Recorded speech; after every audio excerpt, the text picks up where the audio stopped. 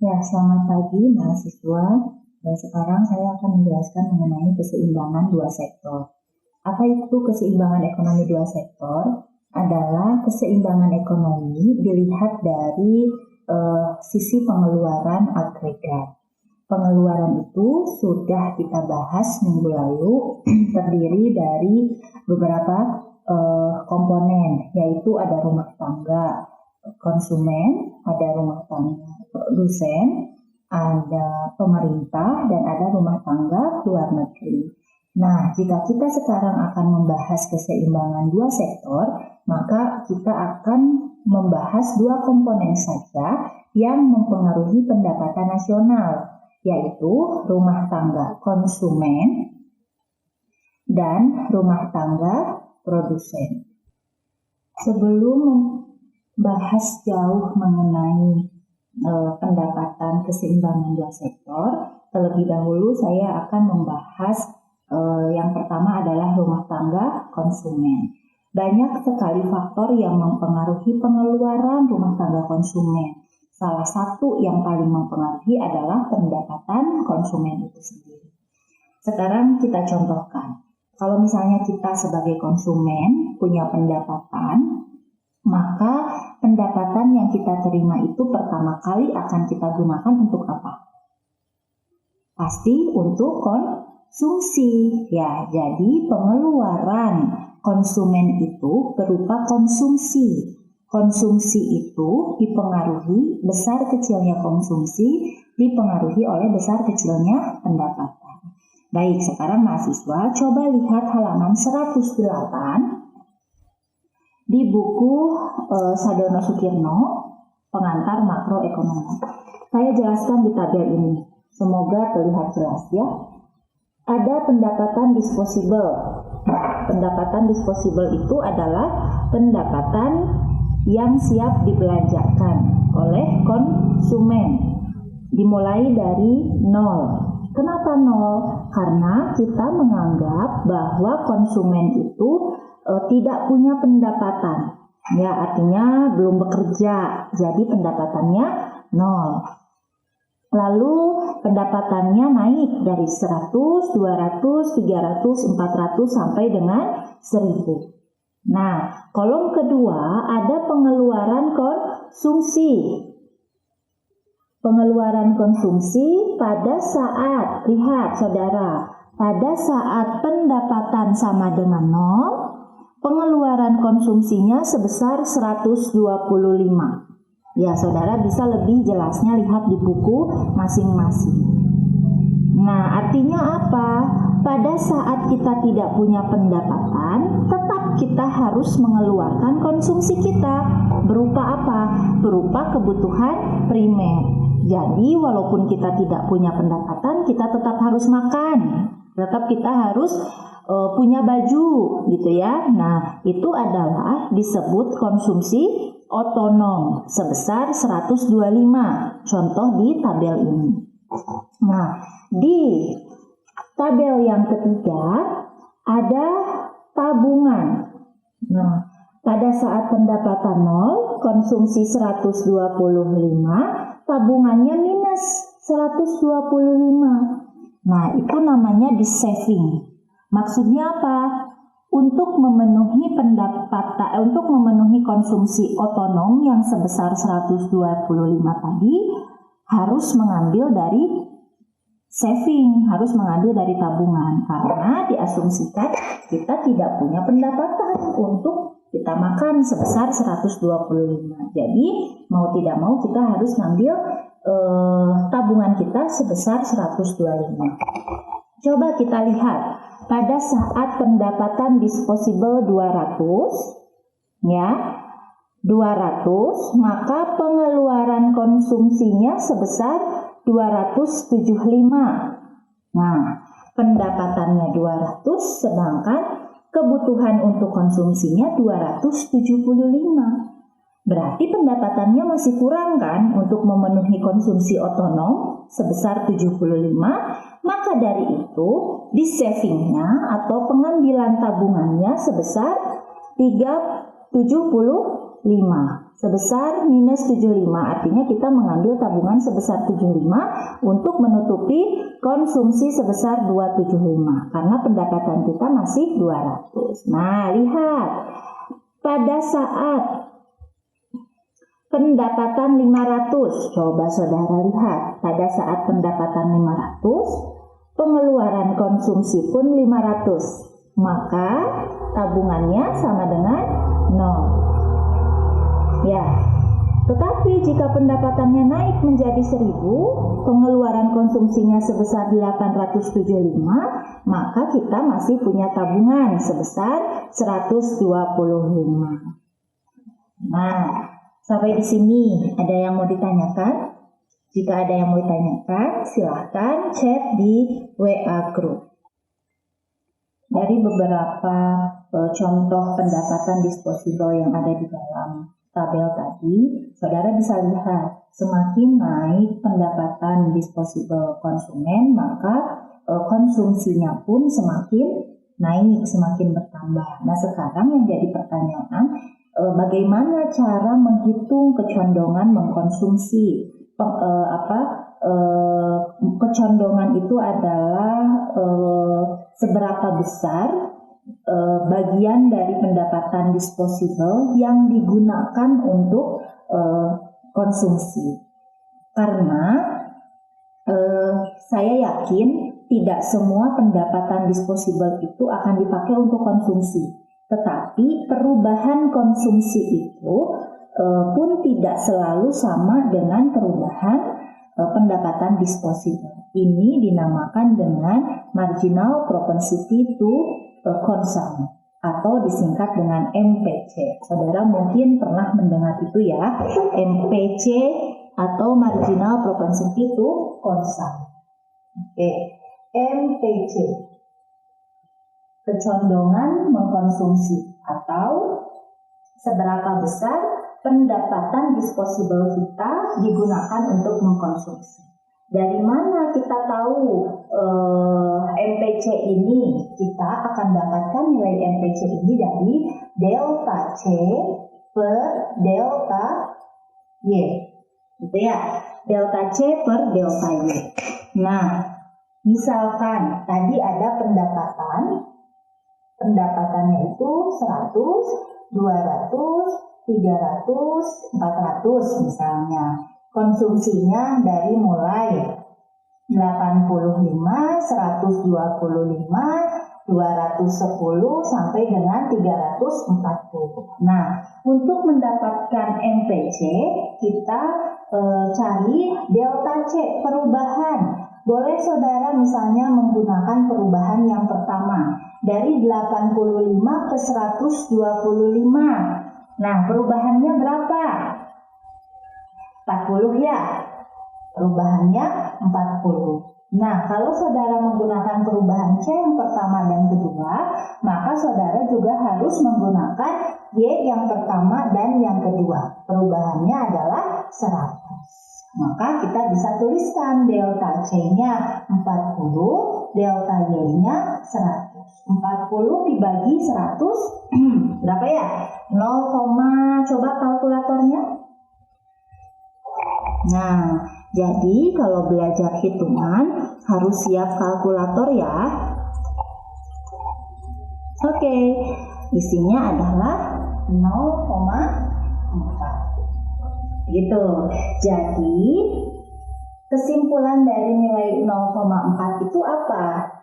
Nah, sebesar 0,4 dari pendapatan yang dimiliki oleh konsumen itu digunakan untuk konsumsi, atau nilai 0,4 ini adalah 40% ya. Nah, sebesar 40% dari pendapatan disposable yang dimiliki oleh konsumen itu akan digunakan untuk konsumsi. Nah, jadi saudara bisa saja menghitung nilai MPC saudara itu di per bulan. Nah, walaupun memang uang yang saudara dapatkan itu bukan disebut pendapatan, uang yang saudara dapatkan dari orang tua itu disebutnya transfer payment gitu ya, atau pendapatan transfer.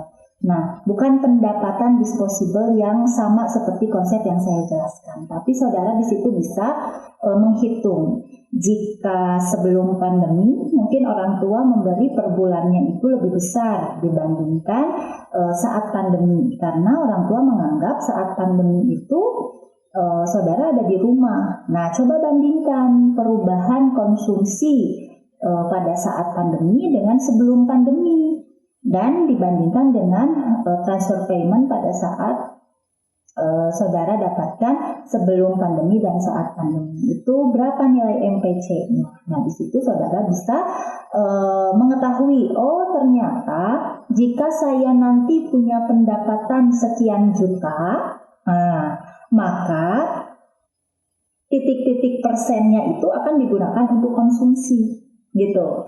Jika pendapatan saya naik, nanti gajinya naik nih misalnya sekian persen, maka dari gajinya 5 juta misalnya menjadi 7 juta, maka konsumsi saya pun akan naik berapa persen. Nah, itu jangan heran karena memang dipelajari di dalam ekonomi makro. Nah, sekarang saya akan menjelaskan mengenai fungsi konsumsi dan fungsi tabungan. Apa itu fungsi konsumsi dan tabungan? Fungsi konsumsi adalah suatu fungsi matematis yang menjelaskan hubungan antara besarnya konsumsi yang dikeluarkan oleh seorang konsumen dengan pendapatan disposable yang dimilikinya. Begitupun dengan fungsi tabungan. Fungsi tabungan adalah fungsi matematis yang menjelaskan mengenai berapa besar tabungan, hubungan antara tabungan dengan pendapatan disposable. Oke ya, kita mulai dari fungsi konsumsi. Oke, saudara mungkin pernah waktu SMA mengetahui C sama dengan A plus BY. Atau juga ada yang menuliskan C sama dengan CO plus BY. Nah, inilah yang disebut dengan fungsi konsumsi. Oke, apa itu A? Apa itu CO? A atau CO adalah konsumsi otonom. Nah, konsumsi otonom itu besarnya konsumsi yang dikeluarkan oleh konsumen pada saat Y-nya sama dengan 0. Nah, tadi ya, di tabel yang pertama dijelaskan bahwa pada saat Y-nya 0 alias tidak punya pendapatan, tetap harus makan. Sebesar berapa? Sebesar 125. Nah, 125 itu disebut konsumsi otonom. Nah, nilai A, nilai CO itu 125 jika kita merujuk pada tabel yang pertama tadi. Kalau dan B, nah B ini apa? B ini adalah MPC, marginal propensity to consume. Yang ini MPC itu tadi kecondongan mengkonsumsi. Jadi B itu kecondongan mengkonsumsi. Ya, didapat dari mana? Didapat dari delta C per delta Y. Satu lagi, Y. Y ini Y apa? Y ini adalah Y disposable. Pendapatan disposable yang dimiliki oleh konsumen. Oke ya, misalnya kita ambil contoh yang ini ya. Pada saat Y 100, 200, 300, 400 ini adalah perubahan konsumsinya. Kita akan buat bagaimana fungsi konsumsinya dari tabel yang kita miliki. Kita gunakan yang pertama saja yang ini ya. Oke, kita masukkan. Saya belum memasukkan pada saat konsumsi Y-nya sama dengan 0, konsumsinya misalnya 50.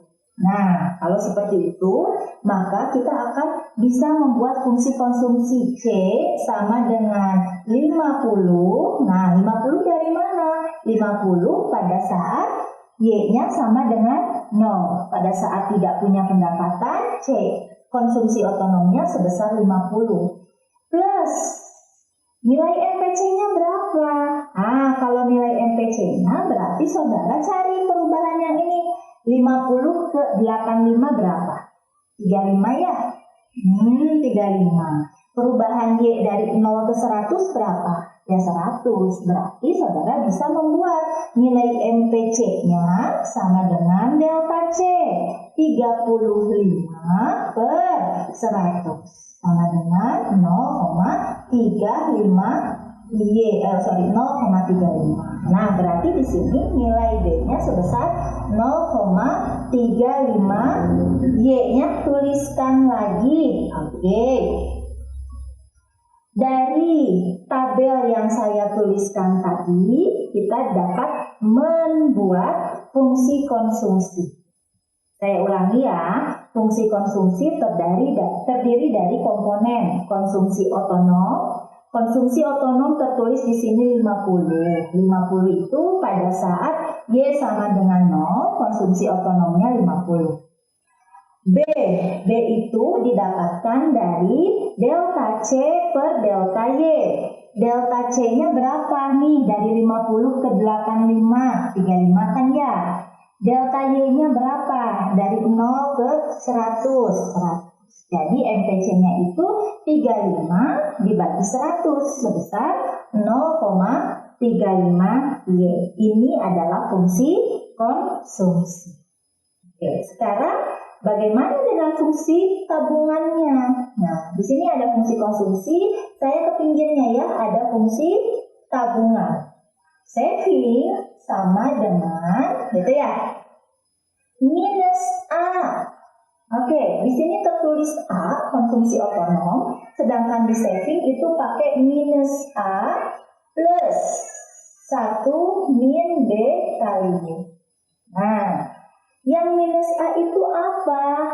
Yang minus A itu adalah saving otonom, this saving, atau saya tuliskan this saving. Tadi ya, sudah saya jelaskan bahwa pada saat pendapatan 0, kita tetap harus mengeluarkan konsumsi 50. Dari mana uangnya? Ngambil dari tabungan. Nah, ngambil dari tabungan sebesar berapa? Sebesar 50. Maka ditulis di sini min A. Gitu ya. Plus 1 min B. B ini sama dengan yang tadi. B itu adalah MPC. Gitu ya. 1 dikurangi MPC. Nah, saudara, di sini ada konsep baru. 1 min MPC itu adalah MPS. Jadi, untuk mengetahui berapa besar MPS, saudara bisa ambil data dari perubahan S dibagi dengan perubahan Y, atau MPS dapat dicari dari 1 min MPC. Nah, dari sini kan bisa diketahui ya, bahwa saya tulis ada atas ya, MPS ditambah dengan MPC sama dengan 1. Nah, MPS ditambah dengan MPC sama dengan 1. Gitu. Kalau kita sudah memiliki fungsi saving ini, S sama dengan min A plus 1 min BD, berarti kita bisa langsung menuliskan secara angka. S sama dengan min A. Nilai A tadi berapa? Nilai A 50. Berarti kita masukkan min 50. Gitu ya. Plus 1 min B. Tadi B itu MPC. B-nya berapa ini? 0,35. 1 dikurangi 0,35 adalah 0,65 Y. Jadi ini adalah fungsi tabungan. Nah, sudah paham sampai di sini? Sebetulnya materi ini adalah materi pengulangan dari SMA dulu ya. Tapi saya ulangi lagi agar tetap ingat, karena kita akan berlanjut ke materi di depan yang harus memiliki kekuatan penuh terhadap pemaknaan dari fungsi konsumsi dan fungsi tabungan ini. Jadi jangan sampai ada yang bingung membuat fungsi konsumsi dan fungsi tabungan. Saya harapkan semuanya sudah paham untuk membuat fungsi konsumsi dan tabungan. Oke, jika tidak ada masih ada yang tidak dimengerti, boleh ditanya di grup WA saja ya. Oke, sekarang saya akan contohkan dengan angka yang berbeda. Masih tetap membuat fungsi konsumsi dan fungsi tabungan ya, biar lebih jelas lagi. Oke, di sini saya sudah menuliskan pada saat Y sama dengan 0, maka konsumsi otonomnya sebesar 90. Y terus bertambah dari 0 menjadi 120, 240, 360. Pendapatan disposibelnya naik. C juga naik dari 90, 180, 270, dan 360. Nah, dari angka ini kan kita bisa menghitung nilai tabungannya berapa. Ya, pada saat tidak punya pendapatan, tetapi kita harus makan sebesar 90, maka makan kita itu harus kita ambil dari tabungan sebesar 90. Jadi nilai savingnya adalah min 90. Begitupun pada saat punya pendapatan 120, konsumsinya masih lebih besar daripada pendapatan sebesar 180. Maka kita masih tetap harus mengambil tabungan kita, masih di saving sebesar 60. Nah, ternyata pendapatan kita juga naik menjadi 240, tapi konsumsi kita juga tetap naik, gitu ya. Nah, masih tertutupi oleh pendapatan kita? Belum, ternyata masih kurang, masih harus ngambil dari tabungan, sebesar 30. Jadi min 30 tabungannya. Nah, ternyata pada saat Y sebesar 360, C-nya juga sama 360, maka pada posisi ini tabungannya sebesar 0, tidak punya tabungan. Gitu ya. Nah, kenapa tabungan ini disimpan di akhir? Karena secara teorinya pengertian tabungan adalah sisa pendapatan yang tidak dibelanjakan. Jadi memang betul-betul sisa. Nah, kalau kita kalau misalnya dikasih uang 500.000, 1 juta, 2 juta, mana ada sisa, semuanya dikonsumsi gitu, merasa tidak puas gitu ya. Jadi belum punya tabungan gitu ya. Jadi sama kasusnya seperti ini. Berapapun pendapatan kita selalu lebih kecil daripada nilai konsumsi, makanya kita harus mengambil dari tabungan. Nah, bagaimana membuat fungsi konsumsi? Oke, kita ambil ya. Fungsi konsumsi, kita ambil nilai otonomnya. Kita ambil nilai otonomnya pada saat Y sama dengan 0, nilai otonomnya sebesar 90. C sama dengan A plus BY. Nah, berarti tugas kita mencari nilai B-nya nih. B atau MPC itu didapat dari delta C per delta Y. Nah, kita misalnya mengambil dua data ini. Pada saat delta C 90 ke 180 berapa? 90 ya. 90 per 0 ke 120 berapa? 120. 90 dibagi 120 berapa?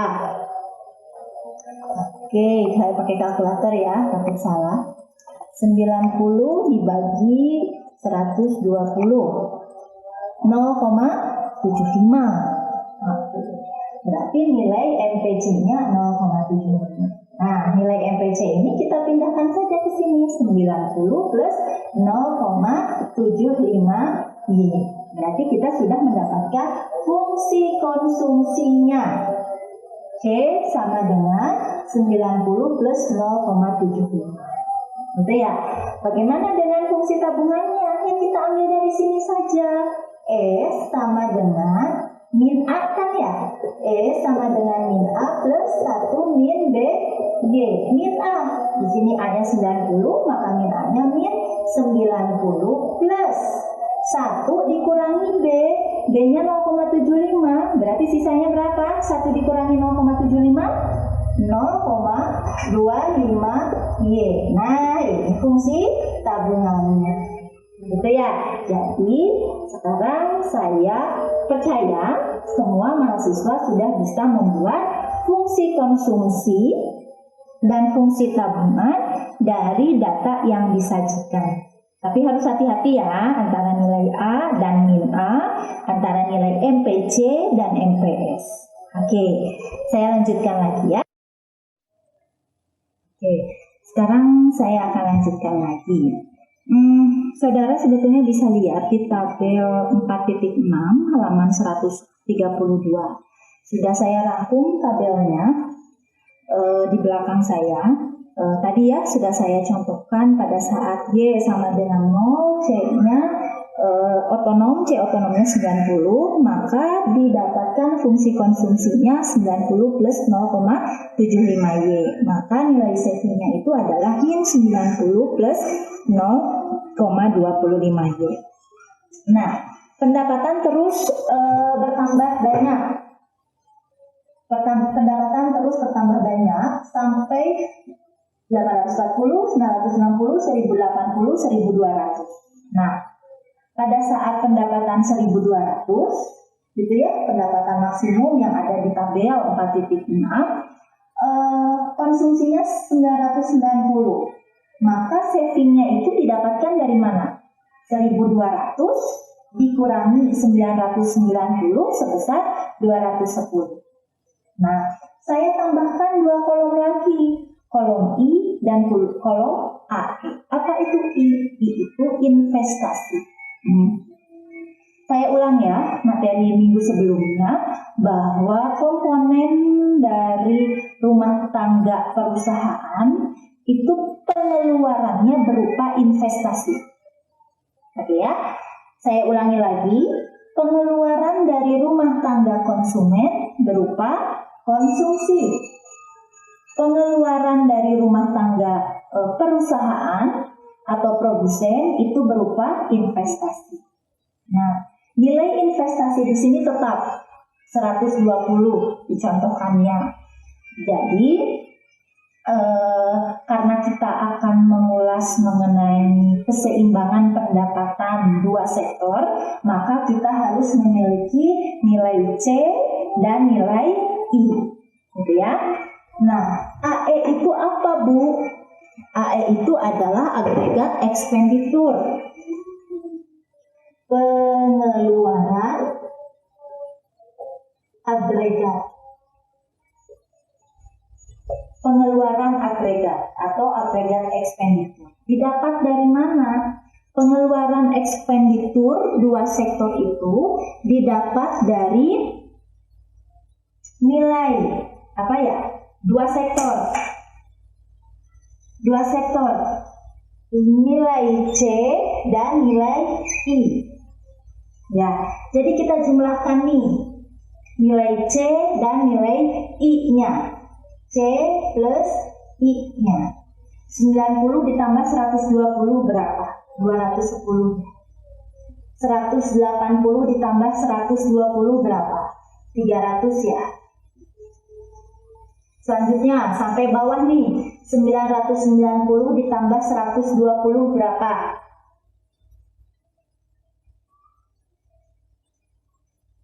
Apa ya? 990 ditambah 120, 1110 gitu.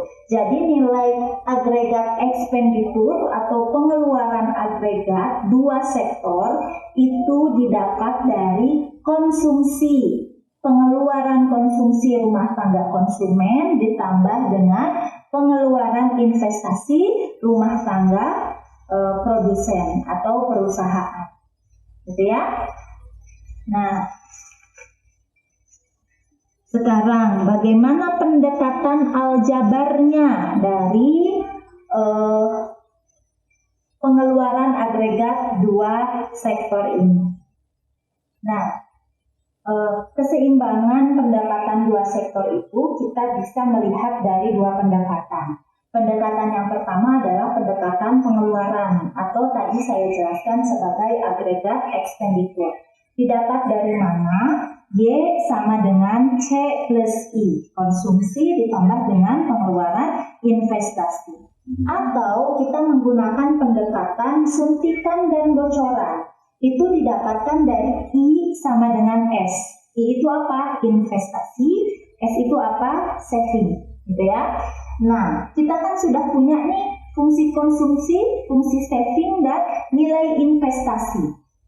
Dari mana ini nilai investasi 120? Dari soal. Atau saudara bisa lihat di tabel 4.6 halaman 132 tadi. Ya.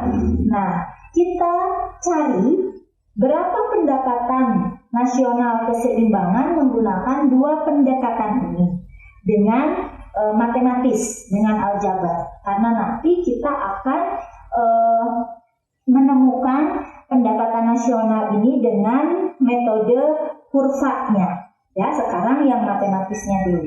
Oke, Y sama dengan C plus I karena kita menggunakan pendekatan pengeluaran.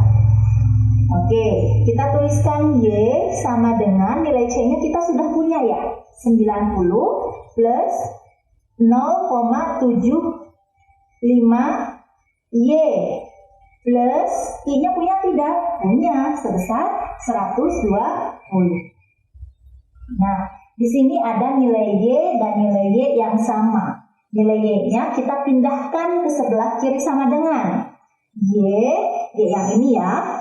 Nah, yang plus 0,75 karena pindah ruas ke sebelah kiri menjadi negatif. Min 0,75 Y sama dengan 90 tulis ulang plus 120. Oke, di sini sebetulnya ada angka 1 ya. 1 Y dikurangi 0,75 Y berapa? 1 dikurangi 0,75 yaitu 0,25 Y sama dengan 90 plus 120 berapa? 210. Maka kita dapatkan nilai Y sama dengan 210 dibagi 0,25. Ayo, berapa? Nah, saya pakai kalkulator lagi ya. 210 dibagi 0,25. 840. Nah, jadi kita sudah memiliki nilai pendapatan nasional keseimbangan menggunakan pendekatan agregat expenditure sebesar 840. Bu, maknanya apa sih pendapatan nasional keseimbangan itu? Pada saat Y sebesar 840, maka semua nilai ini digunakan untuk konsumsi dan investasi. Pada saat Y sebesar 840 itu bukan digunakan, tetapi didapatkan dari nilai konsumsi dan investasi sebesar 840. Nah, bagaimana jika kita menggunakan pendekatan suntikan dan bocoran? I sama dengan S. Nilai I-nya berapa? 120 kita tulis ulang. Nilai S-nya berapa? Ini kan? Min 90 plus 0,25 Y. Maka mau dipindah ruaskan 0,25-nya boleh. Atau 90-nya yang kita pindahkan boleh. 120 karena ini minus, pindah ke sebelah kiri sama dengan jadi plus 90 sama dengan 0,25 Y. Maka kita temukan nilai Y adalah 210 dibagi 0,25. Maka nilai Y keseimbangannya sama sebesar 840. Mau menggunakan pendekatan agregat expenditure atau menggunakan pendekatan suntikan bocoran, nilainya sama 840. Tadi ya, bahwa pendapatan nasional itu didapatkan dari C dan I-nya sebesar 840. Hanya dua sektor, rumah tangga konsumen dan rumah tangga perusahaan, sebesar 840. Oke, kalian bisa lihat di buku Sadono Sukirno halaman 135. Jadi kalau ada yang mau ditanyakan, silahkan di grup WA saja. Ya, sekarang saya akan menjelaskan menggunakan kurva. Ya, jadi kita bisa melihat berapa pendapatan nasional keseimbangan dua sektor dengan menggunakan kurva atau gambar. Kalau tadi kan matematis ya, secara aljabar, sekarang gambarnya. Nah, saya buatkan kurvanya. Sumbu X itu menjelaskan agregat ekspenditur, pengeluaran agregat. Sumbu Y menjelaskan tentang pendapatan nasional. Nah, dari gambar seperti ini, kita buat dulu garis 90 derajat. Ya, dibagi dua lah ya, 90 derajat. Ini menunjukkan garis C plus I. Garis C plus I, ya, konsumsi ditambah dengan investasi, garis 90. Nah, setelah itu kita akan buat garis C 90 plus 0,75 Y. Oke, ini kan agregat ekspenditur itu berarti di dalamnya ada C, ada I, gitu ya. Berarti jika saudara ingin membuat C, maka nilai 90 itu diawali di kurva, di sumbu X. Anggap saja di sini angka 90. Ya, maka saudara tarik garis. Ini adalah fungsi C. C sama dengan 90 plus 0,75. Sebetulnya kalau ingin lebih jelas bagaimana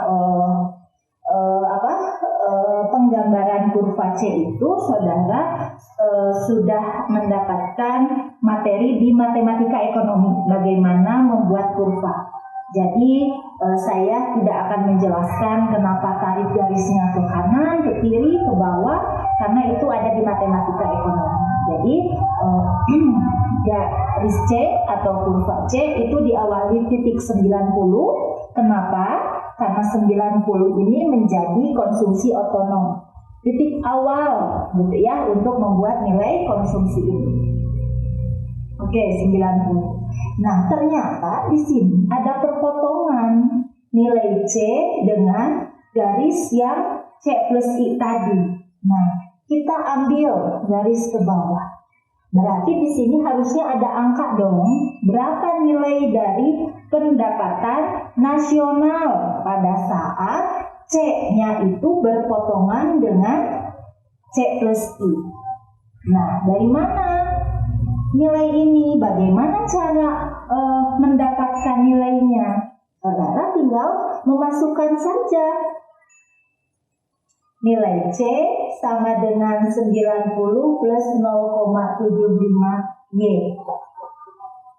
Karena ini perpotongan, jadi semua Y-nya itu digunakan untuk konsumsi. Semua pendapatannya itu digunakan untuk konsumsi. Berarti Y sama dengan C. Karena semua pendapatannya itu digunakan untuk konsumsi. Bagaimana? Y sama dengan 90 plus 0,75 Y. Karena sama dengan C kan? Nah, C-nya itu kan tadi di atas. Ini nilainya.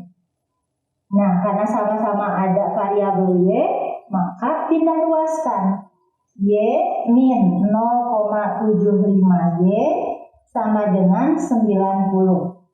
Di sini ada angka 1 ya. 1 dikurangi 0,75 berapa? 0,25 kan? 0,25 Y sama dengan 90. Jadi Y-nya di sini 90 per 0,25. Saya pakai kalkulator lagi ya. 90 dibagi 0,25 adalah 360. Oh, berarti angka ini bisa diisi dengan 360. Dari mana? Nih, pada saat semua pendapatannya dipakai untuk konsumsi. Gitu ya. Jadi titik pertemuan yang pertama, C bertemu dengan atau berpotongan dengan garis C plus I, maka kita dapat menemukan angka 360. 360 ini maknanya apa? Maknanya semua pendapatannya dipakai untuk konsumsi. Semua pendapatannya nilai Y-nya sama dengan C, 360. Sebetulnya saudara bisa temukan angka ini tadi di tabel 4.6 pada saat pendapatan 360, konsumsinya 360, savingnya 0. Nah, ini angkanya. Kalau digambarkan seperti ini, ya. Jadi saudara buka lagi, kembali lagi ke halaman 132 tadi, tabel 4.6. Bentar. 100 takut salah. Iya betul, 132 tabel 4.6 di situ ditemukan angka 360. Nah, kalau digambarkan itu seperti ini. Gitu ya. Nah, sekarang ada lagi garis investasi. Nah, investasi tadi berapa? 120 ya? 120 ditambah 90 berapa? 210. Oke, anggap saja di sini misalnya 210. Gitu ya. 210 ini kita tarik garisnya. Harus sampai bertemu dengan C plus I lagi. Nah, oke, Nah, si garis ini adalah garis Y sama dengan agregat expenditure. Apa itu? Tadi pengeluaran agregat dua sektor. Dua sektor itu adalah C plus I. Oh, ternyata di sini bertemu lagi titik. Kalau kita ambil garis ke bawah, kasusnya sama seperti tadi. Di sini harus ada angka. Angkanya berapa? Angkanya berapa? Saudara tadi sudah menemukan pendapatan nasional keseimbangan dua sektor dihitung dengan pendekatan pengeluaran. Di sini angkanya 840. Begitu ya. Jadi ini adalah kurva pendapatan keseimbangan dua sektor dengan pendekatan agregat expenditure. Saudara akan membuat 3 kurva. Kurva yang pertama 90 derajat dari titik origin itu menggambarkan C plus I. Kurva yang kedua adalah kurva C. Kurva yang ketiga adalah kurva agregat expenditure. Nanti akan bertemu titik di sini. Nah, titik di sini caranya tadi, ya sudah saya jelaskan. Oke, sekarang satu lagi ya kurvanya, kurva pendekatan suntikan bocoran. Saya buatkan lurus tengah-tengahnya garis 0 atau garis Y, dan yang lurus ini adalah garis S dan I. Karena suntikan bocoran itu terdiri dari komponen I sama dengan S, gitu ya. Nah, nilai S itu tadi berapa? Min 90. Oh, berarti kalau min 90 kita buat nilai minnya itu di bawah kan? Min 90. Nah, kita tarik garis nih. Ini nilai S sama dengan min 90 plus 0,25 Y. Nah, bertemu kan dengan titik ini? Nah, titik ini S, lihat, S, nilai S-nya 0. Nilai S-nya 0. Berarti semua pendapatan itu dipakai untuk konsumsi. Kalau semua pendapatan dipakai untuk konsumsi, maka nilai S-nya sama dengan 0. Gitu ya. Berarti titik ini adalah titik berapa? 360. Karena yang tadi itu loh, pada saat semua pendapatannya itu dipakai untuk konsumsi sebesar 360, savingnya 0. Nggak ada tabungan. Gitu. Nah, sekarang kalau ditambah dengan investasi. Tadi investasi berapa? 120 kan ya? 120-nya itu flat. Sama. Mau pendapatan 100, mau pendapatan 1000, investasinya sama, 120. Maka nilai 120 ini harus kita buat lurus. Gitu ya, lurus sejajar dengan nilai Y-nya. Ini adalah kurva investasi. Ternyata di sini bertemu lagi I sama dengan S.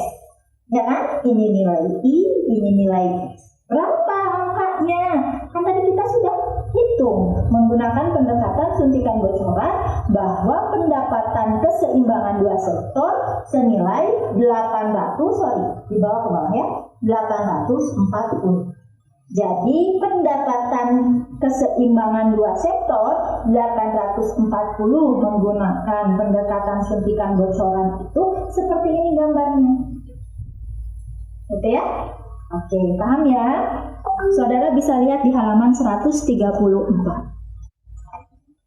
Oke, jadi kalau digambarkan berurutan itu seperti ini. Ini menggunakan pendekatan agregat expenditure yang terdiri dari C plus I, gitu ya. Nah, di sini ada kurva C-nya yang berpotongan dengan garis C plus I pada saat pendapatan 360, maka semuanya digunakan untuk konsumsi. Dan pada saat itu nilai savingnya sama dengan 0. Gitu ya. Nah, pada saat C plus I konsumsinya ditambah dengan investasi, maka nilai pendapatan nasional keseimbangannya sebesar 840. Dan pada saat itu juga, pada saat nilai yang sama 840, nilai I-nya berpotongan dengan X. Jadi kalau yang kedua ini adalah pendekatan suntikan dan bocoran. Gitu. Jadi saya sudah menjelaskan menggunakan dua pendekatan, ya, pendekatan pengeluaran agregat dan pendekatan suntikan bocoran dengan kurvanya, begitu juga dengan perhitungan matematisnya. Jadi nanti kalau saya minta saudara mengerjakan soal, saudara harus mengerjakan dengan dua pendekatan dan secara matematis dan kurva. Oke ya? Nah, saudara bisa kerjakan latihan soal halaman 148 yang kuantitatif nomor 1. Nomor 1 itu berlanjut, ada anaknya ya, anaknya itu A, B, C, dan D. Nah, saudara kerjakan itu. Hasilnya, saudara fotokan, disimpan di spot. Ya, mau difoto atau mau di scan terserah, pokoknya simpan di spot. Oke ya, terima kasih. Oke, materi terakhir di bab ini mengenai multiplier. Apa itu multiplier? Multiplier adalah jumlah pertambahan atau pengurangan suatu variabel. Di sini karena dua sektor adalah variabel investasi, berpengaruh atau bagaimana pengaruhnya terhadap perubahan pendapatan nasional. Oke, kita lihat perubahan pendapatan nasional itu bisa dicari dari 1 per 1 min MPC dikali dengan delta I. Contoh soal. Tadi I di dalam contoh soal yang pertama sebesar 120. Jika ada perubahan, misalnya I yang kedua sebesar 200, berarti delta I-nya berapa? Delta I-nya sebesar 80. Nah, perubahan investasi sebesar 80 ini akan mempengaruhi pendapatan nasionalnya berapa? Begitu ya. Jadi kita coba masukkan ke dalam rumusnya 1 per 1 min MPC. Nah, berarti kita harus cari MPC-nya karena soalnya masih sama dengan yang tadi, saya tuliskan C-nya itu 90 plus 0,75Y, maka nilai MPC yang kita masukkan adalah 0,75. Kita masukkan 1/1 min 0,75 dikali dengan 80. 1/0,25 dikali 80 sama dengan 1 dibagi 0,25 4. 4 dikali 80 sama dengan 320.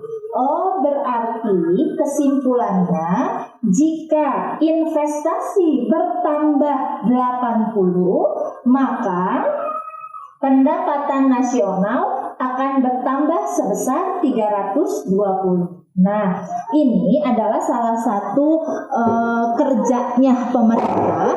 Bagaimana cara pemerintah untuk meningkatkan pendapatan nasional? Jika pemerintah berada dalam perekonomian dua sektor, jadi di dalam suatu negara itu hanya ada dua rumah tangga konsumen dan rumah tangga perusahaan, maka jika pemerintah menginginkan pendapatan nasionalnya itu tinggi atau naik atau bertambah, maka salah satu caranya itu menambah investasi, begitu ya. Tetapi tidak sembarangan pertambahan investasi karena harus ada hubungannya dengan nilai MPC gitu. Jadi fungsi konsumsi masyarakatnya pun harus diketahui terlebih dahulu sebelum menentukan berapa perubahan investasi yang harus dikeluarkan. Oke. Mungkin hanya itu pertemuan kali ini untuk bab 4 di buku Sardono Sutirno tentang pendapatan nasional keseimbangan dua sektor. Jika ada yang mau ditanyakan, silahkan saudara tanyakan di grup WA, tidak di pribadi ke saya, karena saya mengharapkan informasi yang saya berikan mengenai perkuliahan ini semuanya harus mengetahuinya, begitu ya. Dan untuk tugasnya saya ingatkan lagi tadi ya, nomor 1 di halaman 148, 149. Silakan saudara kirim di spot sesuai dengan waktu yang telah ditentukan. Terima kasih atas perhatiannya. Wassalamualaikum warahmatullahi wabarakatuh.